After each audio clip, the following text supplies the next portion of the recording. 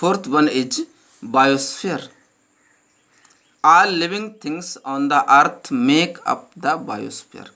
अर्थ पर सभी living things biosphere बनाती हैं। इस फिगर को हम फिर देख लेते हैं। इन दिस फिगर, ठीक, एटमॉस्फेयर के 4 पार्ट्स, इन्वायरमेंट के 4 पार्ट्स। एटमॉस्फेयर, एटमॉस्फेयर तो देखिए यहाँ से लेकर ऊपर तक जितनी भी एयर है ये पूरा एटमॉस्फेयर है। एटमॉस्फेयर के पार्ट्स अलग होते हैं, ठीक है। देन लिथोस्फेयर पढ़ा है आपने, जहाँ स्थलमंडल है। हाइड्रोस्फेयर वाटर एरियाज कहेंगे, जहाँ भी वाटर है वो हाइड्रोस्फेयर है। बट बायोस्फेयर, इन दोनों में बायोस्फेयर मिलता है। लिथोस्फेयर में भी है और हाइड्रोस्फेयर में भी वाटर है, इसलिए बायोस्फीयर इस तरह किया गया है। तो बायोस्फीयर क्या है? ऑल लिविंग थिंग्स जहाँ रहती हैं वो बायोस्फीयर है, ठीक है। All living things on the earth make up the biosphere. This includes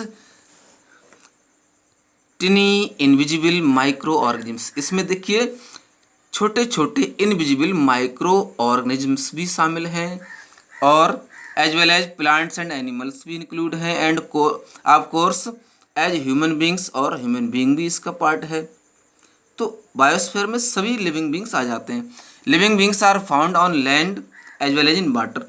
तो लिविंग बींग्स ऑन लैंड और वाटर दोनों में मिलते हैं। नो इंडिविजुअल प्लांट और animal can exist by itself. कोई भी इंडिविजुअल प्लांट या एनिमल खुद जीवित नहीं रह सकता, इवन द ह्यूमन बींग्स भी। All living organisms depend on other living organisms to survive. तो सभी लिविंग ऑर्गेनिजम्स, सभी जीवित प्राणी दूसरे लिविंग ऑर्गेनिज्म पर अपने सर्वाइव के लिए डिपेंड होते हैं। Such interdependent organisms form a community. इस तरह एक इंटरडिपेंडेंट ऑर्गेनिजम्स कम्युनिटी बनती है। एन इकोसिस्टम इंक्लूड्स, इकोसिस्टम में शामिल होता है all the plants, animals and other living beings that make up the communities in an area. तो सभी प्लांट्स, एनिमल्स और दूसरे लिविंग बींग्स जो किसी एरिया में एक कम्युनिटी बनाते हैं।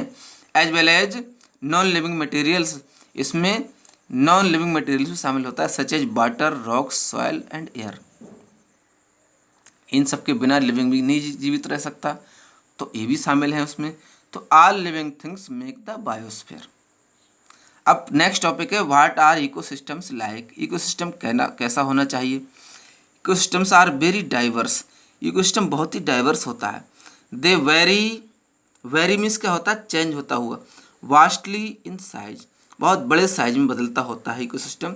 दे can be as small as pond और एज लार्ज एज, ये एक पॉन्ड के बराबर हो सकता है, और as large as a rain forest, एक रेन फॉरेस्ट के बराबर बड़ा हो सकता है। That stretches over hundreds of square kilometres, जो लगभग 100 स्क्वायर किलोमीटर तक फैला हो सकता है।